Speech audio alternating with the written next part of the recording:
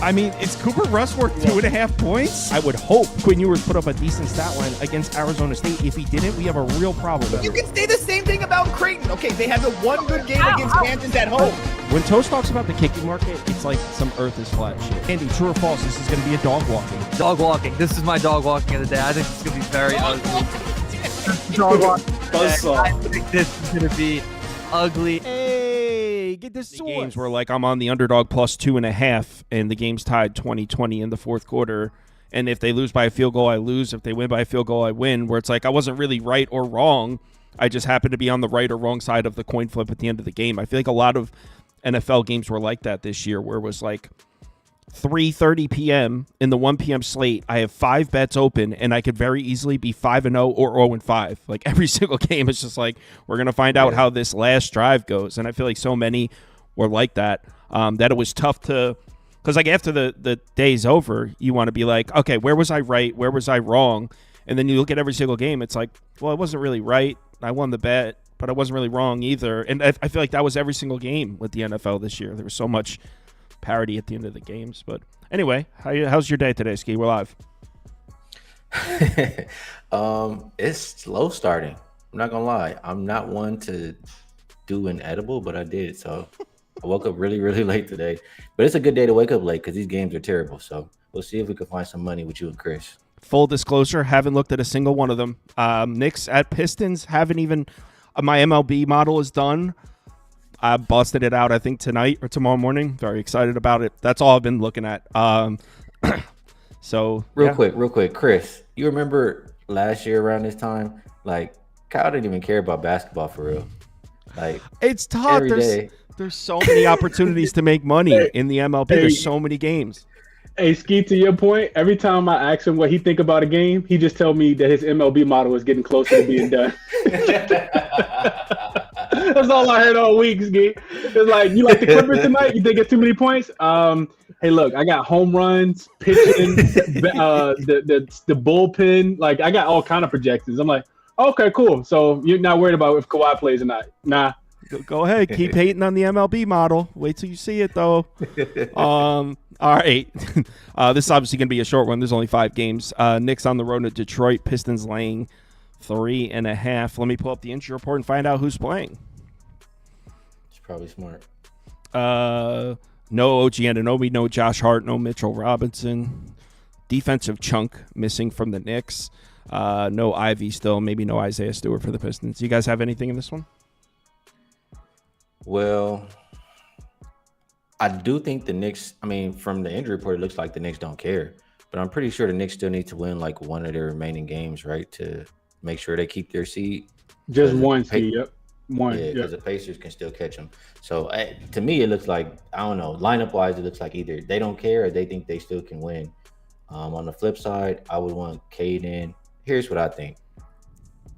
Both of these teams are probably not very interested defensively. Probably a lot of teams today are not interested defensively because it's not a whole lot to play for any of them, or anything big to play for. It's only one game that really matters today. So you see all these injury rollouts, and the total still went up from 224.5 to 229. I think it did that for a reason. I would be betting against defense today, over in this one, or stay out the way. Yeah, I can get with that. I mean, obviously, I didn't take a close look at it, but remember that the kind of the tone of this Knicks team changed when Brunson left the team. They became a defensive team. The pace slowed down. The offense got worse. But now Brunson's back, and you're missing some key defensive pieces. OG Anunoby is one of the best defenders in the NBA, whether you guys want to admit it or not. Mitchell Robinson, a great defensive piece. So, yeah, I mean, I would imagine the way the Knicks are currently constructed, the rotation we should see tonight, I would imagine it's an over type of rotation. The Pistons are always down to run. What are your thoughts on that, Chris? Yeah, I agree with everything that you said, and I agree for the reasons that you said, Kyle, and I agree with everything that Ski said. You take the guys that's going to be missing for the Knicks off, and it should be more points. I mean, they still got Brunson out there. You still got Karl Anthony Towns out there. Mikal Bridges can stand around, shoot some threes. McBride can also knock down some threes. Detroit defensively, that was one of the reasons why I couldn't really lay the points, because I kind of feel like they want to win the game. The Knicks play the Cavs tomorrow, and they probably win that game. The Cavs don't care about winning. They're resting everybody tonight. Probably rest everybody again tomorrow. They've already locked up the number 1 seed. So I think that's kind of why the Knicks, why they don't really care too much about this game and kind of ruling guys out as well. So I agree with everything Ski said. I would have loved to get on the number early because last night when I looked at it, it was 224.5. Like Ski said, it's up almost 5 full points. So I agree with the breakdown. Just didn't pull the trigger on it. And for the last thing I'll mention, the Detroit. You talked about this the other day, Kyle. You talked about Sacramento and Detroit kind of reverting back to not playing as much defense. Sabonis, Sabonis, DeRozan, and Zach LaVine combined for 99 points in that game. So they have started to slip defensively, and like you mentioned, the pace will probably be there. So it'd be over or nothing. I just didn't get to the window quick enough. Don't want as Ski called it, the ass end of the line here. Well, if I remember correctly, during that Pistons hot streak, they were playing a very easy schedule, and I kept saying, hey, the Pistons' defensive numbers look good, but they're not playing anybody, so that would make sense if the Pistons' defense is kind of slipping a little bit. I will say, for those of you that like this kind of thing, I'm not sure how much it really factors into it, but this is very likely a preview of the first round. Knicks-Pistons, I don't know what that means to you, if you think that's something that would move the needle either way. And like Ski was talking about, it doesn't look like the Knicks are dying to win this basketball game, the current rotation they're sending out. That being said, I mean, if I'm New York, I'm not trying to give the Pistons any sort of confidence. I want them to come into Madison Square Garden in Game 1 shitting their pants is what I want, all those youngsters in front of the New York City crowd. It doesn't matter. We'll sweep those bums anyway. Give me the over. Sounds good. Yeah, this is at 5, Kyle. Just FYI. So the number's at 5 now? No, it was at 5. K being added to the injury report has pushed it down a little bit, but it was already starting to come down. He's listed as probable, though. Yeah, I mean, you're right. My fault. But what I'm saying is that this was at 5. It opened at 5, and then it went down to 4.5, and then it went back up to 5. Now it's all the way down to 3.5. So people are giving the Knicks a shot to, potentially win this game outright, or if not lose by 4. All right, let's move on to the next one. Not betting that. Cleveland, Indiana. Did I say Cleveland plus 9.5? Yeah, because they have everybody out. Mobley's out, Strus is out, Garland is out, Mitchell is out. That's awesome. And then on the Pacers side, I think it's just Ben Shepherd who's game time decision. And the Pacers, I guess you could say they need the game. I don't know if they need to win by this much, but kind of makes sense, I guess. Well, so who's playing for Cleveland? Merrill shoots threes. Dean Wade shoots threes. Yeah, I don't freaking know. You guys want to do a deep dive on this shit? No. I think that once again the total is moving in the right direction because we clearly see the Cavs don't care. I don't think they're going out there playing a lot of defense, and the Pacers, they know they can win this game anyway, and they're not the best defensive team, in general. So I think the total moved in the right direction. Another over. Nothing to add. Agree with everything that Ski just said. Yeah, even if the Pacers win, it's going to be because they score a bunch of points. And Cleveland, the way that they're allowing teams to score recently has been in the mid range, and that's where the Pacers love to take a lot of their shots from. So man, who's taking these shots for Cleveland? Ty Jerome about to go off? Yeah, him and DeAndre Hunter. It's going to be a UVA DeAndre reunion. Hunter, come on. Yeah, him and DeAndre Hunter and Sam Merrill. Yeah, no defense being played at either. There's no offensive talent on the court here for Cleveland. That's what the Pacers are thinking right now. They're gonna go out there and play defense just like that, and they don't let them score. Yeah, exactly. It wouldn't be that would be pretty on brand for the Pacers. Exactly. They were 18.5-point favorite the other day against the Wizards and were losing in the fourth quarter. It was 5 minutes left. Pacers will fuck around and give up 131 points to the Hornets without LaMelo. Exactly. Yeah. They don't give a shit. All right, Hawks on the road in Brooklyn. Another really exciting one. Hawks laying 13.5 to the Nets. People are probably watching like, why did I tune into this? Yeah, it's a tough one. Like, Kyle, isn't there baseball on today? Yeah, dude. Let's talk about your baseball model, Kyle. You hit up Atlanta Braves money line tonight. I'm telling you, let's see what that price is still at. I've been trying to tell people. He went to the other Atlanta team. Kyle. You could get a minus 122. Sniper on the Braves. Not the Atlanta Hawks, the Atlanta Braves. Hawks, Nets. Someone said Kyle talks so different compared to talking to Toast and Trevor. Well, in the basketball show, the baseball show, I'm more just the host. So like they're like leading. But in the basketball, I can participate. So it's a little bit of a different situation when we're in a sport that's in my wheelhouse. Baseball, I need another couple weeks. I'm more just like the sidekick. But I think I talk different depending who I talk to. Well, I think that describes most people. But also, as far as the dynamic of the show in NBA, I'm also like giving my thoughts rather than just kind of passing the ball. I'm more of a facilitator on the baseball show. But seriously, bet the Braves money line. You're welcome in advance. It's crushing. This game, the Hawks need to win, just seeding wise, but win by 13.5. Is this a defense we can trust to beat anybody by this number? I think absolutely not. So it's only the Brooklyn Nets for myself. And I would agree with that. Brooklyn has covered. They just beat the Atlanta Hawks outright just like 3 weeks ago, and they were laying a big number. I think it wasn't this big. I think it was like 7.5, 8.5, or something like that. And they won that game outright. And they've covered 8 straight games against the Hawks for whatever reason. I know there's no D'Lo, there's no Cam, and that's what actually kept me off. Because as Ski mentioned, I would just be taking the points here. That's what kept me off of the over, because Atlanta games all go over, right? Like it opened at 227. It's all the way up to 233.5. But I'm looking over at the Brooklyn side, like, man, does this team have enough with no D'Lo, no Cam?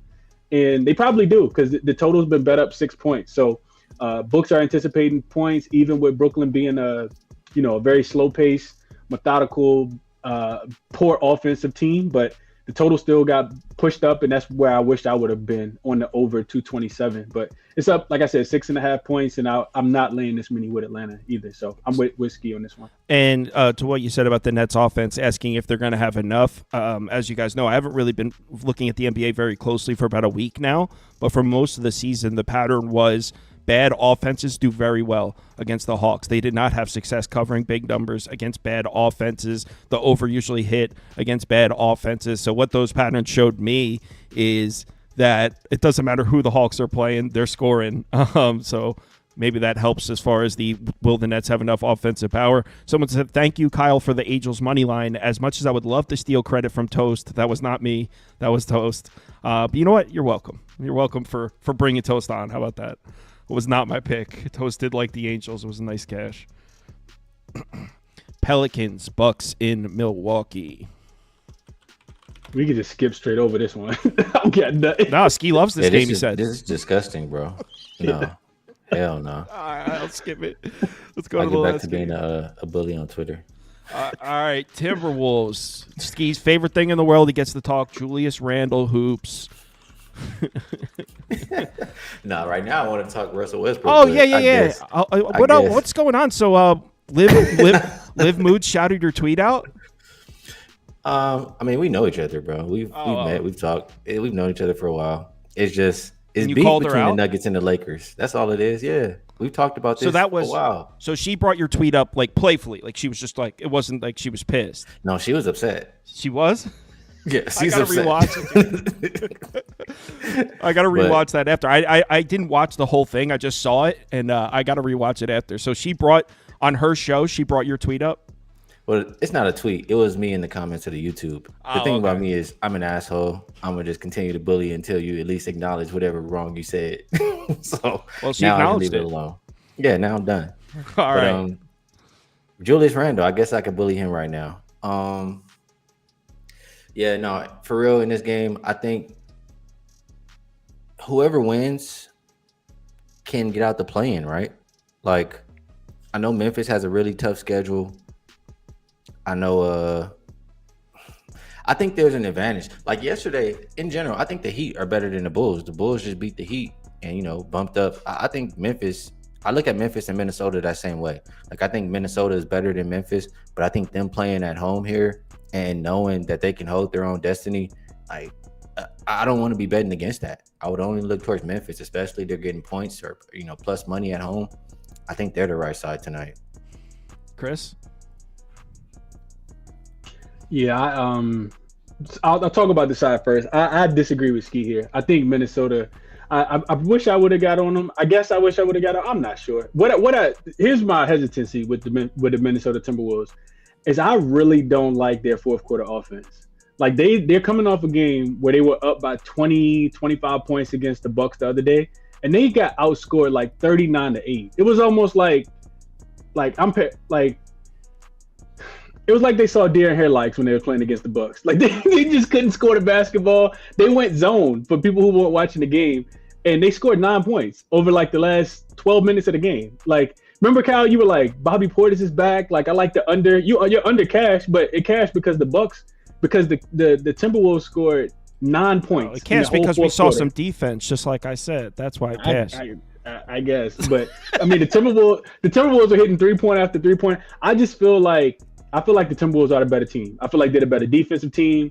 Jalen Wells just went down, broke his wrist because he getting undercut by Charlotte Hornet players.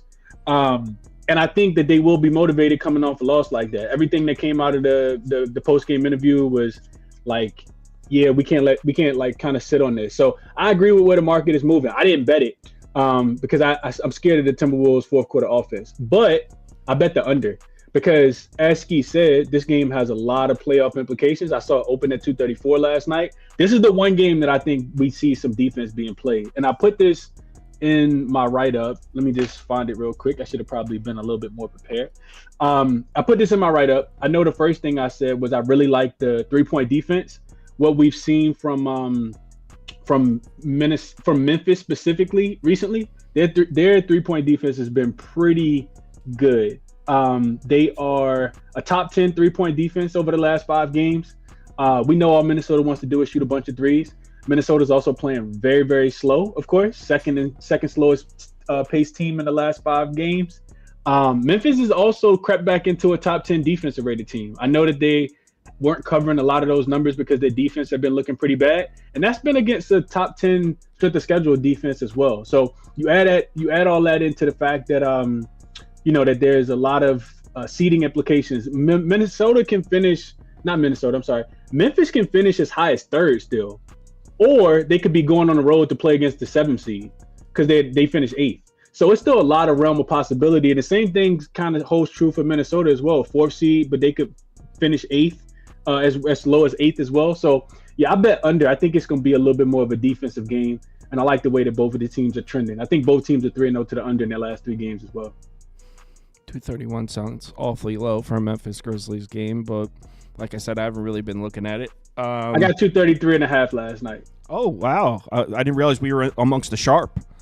Come on now, Kyle. I told you I had 10 points of value yesterday on one bet. Come on now. Wolf Daddy, I got you, man. He won the March Madness pool. I got your email this morning. I was in the middle of something. I'll send you the Cash App or whatever right after the show. Didn't see your email till this morning. Hairston says, ready for this? Stephen Hairston. This is a game where I like the Wolves to win, but I could see Memphis covering the 2. If this lands on 1, I will say that was a hell of a call. I guess I'll side with Chris on the Minnesota side. I don't know. Of course you will. I don't think that's ever happened. I think it's always been y'all 2 against me if I'm on the other side. Because typically y'all 2 disagree. Nah. Kyle loves Julius Randle. That's what it is. It's going to default to Julius Randle. I appreciate bully ball. I appreciate an intense player. And look, not enough gets said for that type of player. Like, it does something for the team. You could talk about how you hate him and all that, but Draymond Green, he turns the momentum of the game around sometimes with that shit, like getting under someone's skin, and Julius Randle could potentially be that. It's just he's a little too soft at times. I was gonna say, where he's the one getting emotionally distraught, and he's supposed to be. I was wondering where we're going here, man. Yeah, me too. See, you guys not comparable. You guys don't understand Julius Randle, though. Honestly, that's how much he loves Randle, Chris. That's what I'm saying right there. All right, so that was it. 5 games. Where can they find your stuff? I'm sure the people watching already know, but in case they don't, where can they find your stuff? Yeah, everything I do at Ski Profit, whether it's Twitter, YouTube, whatever, Ski Profit.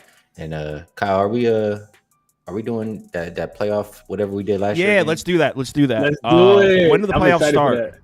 Next Saturday, Kyle. So we got the play-in that's gonna last this week. Well, the regular season ends on Sunday, and then the play-in games start. I think the play-in will be done next week. So you got like the 7 and 8 seeds for both conferences, and then we'll know who they're playing because they'll be matched up, and we'll have the season. I think next weekend, I think we should be good.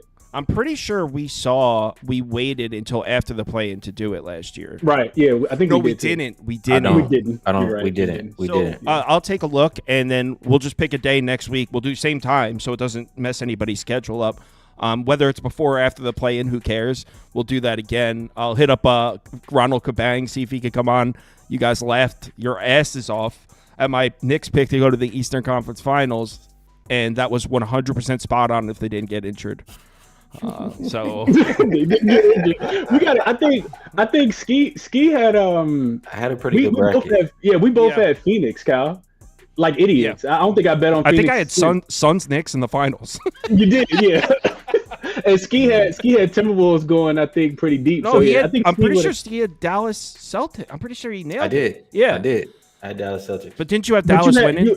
You had Minnesota winning, though, right? You had Minnesota getting to Dallas, right? And then Dallas winning. So your bracket was like... Yeah, Ski's was pretty on point. I remember that. Yeah. Mine was a little off. Mine, too. All right. So, yeah, we'll be back tomorrow. How many games are on tomorrow? All teams play tomorrow. So is it that last teams. Day? All right, cool. So we'll be back tomorrow for a long NBA segment. Not betting any of these games tonight. Bet the Atlanta Braves money line. That's the move. I got it at minus 127. It's currently minus 122. Moved against me. Don't care. Braves are the play. Schvellenbach's throwing 7 shutout. See you guys tomorrow. I'll be back at midnight for the MLB show for those of you